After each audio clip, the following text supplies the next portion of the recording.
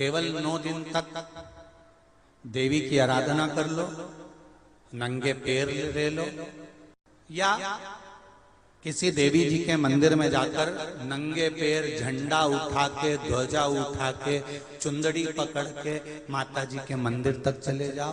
क्या केवल नवरात्रि का मतलब यही है? या फिर कहीं गरबा हो रहा हो तो गरबे में चले जाओ? क्या नवरात्रि का मतलब केवल यही है?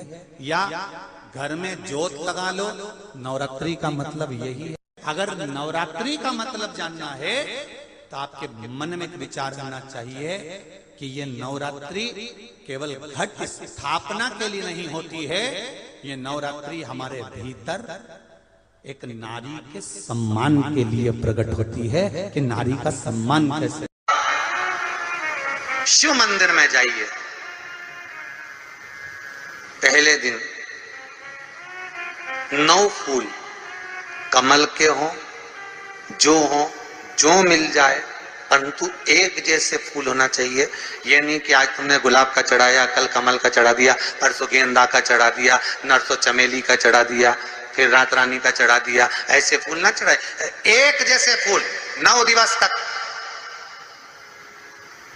सीते, हे जानकी, हे पुत्री, शिव मंदिर में जाकर अपने पति का स्मरण कर कर, कार्य का स्मरण कर कर 9 फूल प्रथम दिन घी का दिया लगाकर आप भगवान शंकर को कामना कर कर समर्पित करती हो।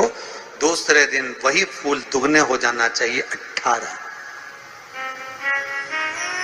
तीसरे दिन फिर 9 जोड़ लो। किसी भी स्थान पर, किसी भी स्थान पर यदि हमारे घर में 2 शिवलिंग है, नहीं है, तो किसी अपने घर के गमले में, बगीचे में 2 पार्थिव लिंग का निर्माण करें। 2 पार्थिव लिंग, उसमें एक शिव जी का स्मरण करें और एक में माता पार्वती जी का स्मरण।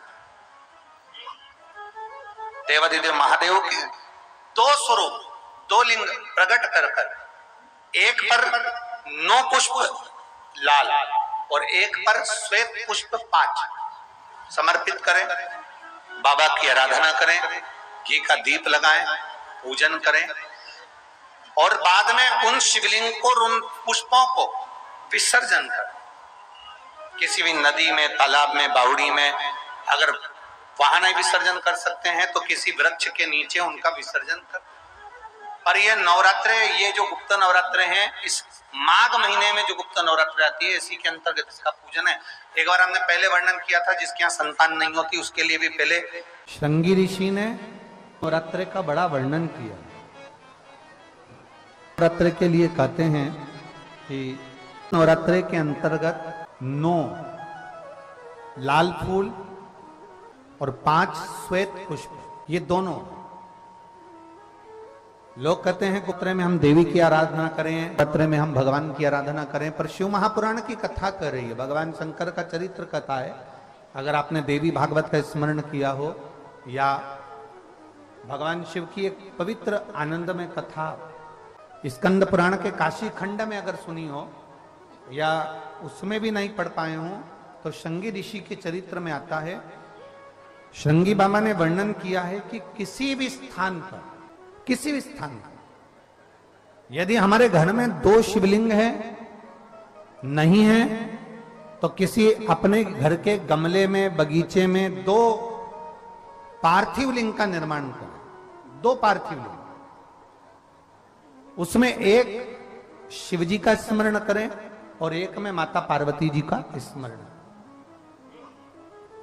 देवादिदेव महादेव के 2 स्वरूप, 2 लिंग प्रकट कर कर, एक पर 9 पुष्प लाल और एक पर श्वेत पुष्प 5 समर्पित करें। बाबा की आराधना करें, घी का दीप लगाएं, पूजन करें और बाद में उन शिवलिंग को, उन पुष्पों को विसर्जन करें। किसी भी नदी में, तालाब में, बावड़ी में, अगर वहां नहीं विसर्जन कर सकते हैं तो किसी वृक्ष के नीचे उनका विसर्जन कर दो। पर ये नवरात्रे, ये नवरात्रि आती है, इसी के अंतर्गत इसका पूजन है।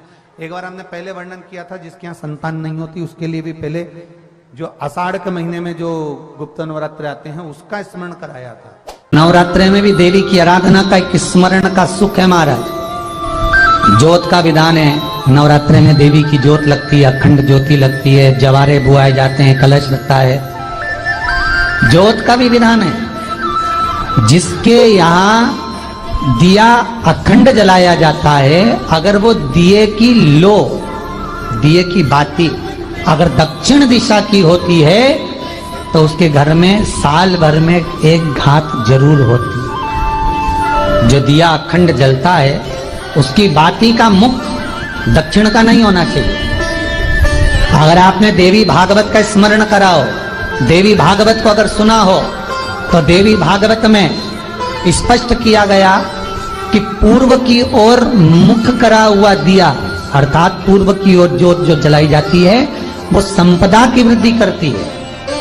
पश्चिम की ओर मुख कर कर जो ज्योत लगाई जाती है महाराज, वो वैभव को देती है। और उत्तर की ओर जो मुख कर कर ज्योत जलाई जाती है, उत्तर की ओर जो ज्योत का मुख रहता है वो आयु की वृद्धि करती है, घर में अकाल मौत को रोकती है। दक्षिण की ओर ज्योत ना लगाएं। अगर आपको लगाना है पूरब की लगाएं, पश्चिम की लगाएं या उत्तर की लगाएं। और जितने दिन महारानी जगदम्बा जगतधात्री दुर्गा भवन चैत्र नवरात्रे में, शरदीय नवरात्रे में, आषाढ़ी नवरात्रे में, आदिक पौष नवरात्रे में हम जगत जननी जगदम्बा की जब स्थापना करते हैं, या हम नूतन घर का प्रवेश करते हैं, या गणेश जी की स्थापना करते हैं, या कोई दुकान को प्रवेश करते हैं, या कोई शुभ कार्य करने के लिए अग्रण्य होते हैं, तो हम कलश की स्थापना क्यों करते? कलश के अंदर आखिर ऐसा क्या विराजमान है कि 33 कोटि देवता उस कलश के अंदर आकर बैठ जाते हैं। आप कोई यज्ञ करने जा रहे हो, आप कोई पोथी पुराण करने जा रहे हो, आप कोई अच्छा कार्य करने जा रहे हो, तो ब्राह्मण देवता कह देते कलश की स्थापना होगी, कलश की शोभा यात्रा निकलेगी, कलश यात्रा निकलेगी, कलश विराजमान होगा।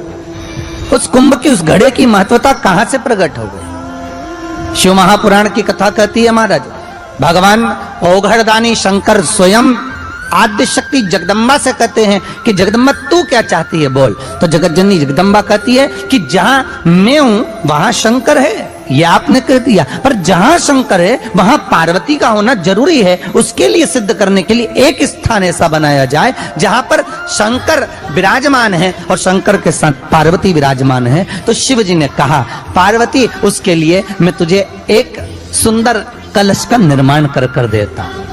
अष्टमी के दिन कन्याओं का भोजन कराओ या नवमी के दिन कन्याओं का भोजन कराओ।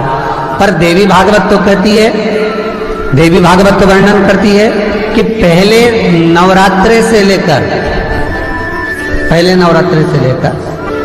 नवमी तिथि तक जितने दिन देवी के होते हैं, प्रत्येक दिन में आप किसी भी दिन कन्याओं का भोजन करा सकते हो, पहली रात्रि से लेकर, पहला दिन से लेकर। पर 9वें दिन तो सवेरे पूजन करके यज्ञ करके अनुष्ठान करके देवी को विसर्जन कर दिया, फिर नवरात्रि पूर्ण कैसे हुई? नवरात्रि की पूर्णता होती है अमावस्या की रात से गिनी जाती है। कौन से दिन से गिनते हैं? अमावस्या की रात्रि, फिर एकम की रात्रि, फिर दूज की रात्रि, ऐसे गिनते गिनते अष्टमी की रात्रि तक और नवमी के दिन सुबह तक या दोपहर तक या शाम तक, जब तक आप यज्ञ ना करें तब तक ये 9 रात्रियां पूर्ण गिनी जाती है महाराज देवी भागवत के हिसाब से पूर्णता। अब हमने कन्या भोजन का जो क्रम बनाया, अष्टमी के दिन करा देंगे, नवमी के दिन करा देंगे, इस तिथि को करा देंगे, पर भाव देखिए, शास्त्र कहता है भूखे को भोजन जब कराइए जब उसको भूख लगी हो, और ऐसों को कराइए जिसको जरूरत पड़ रही है।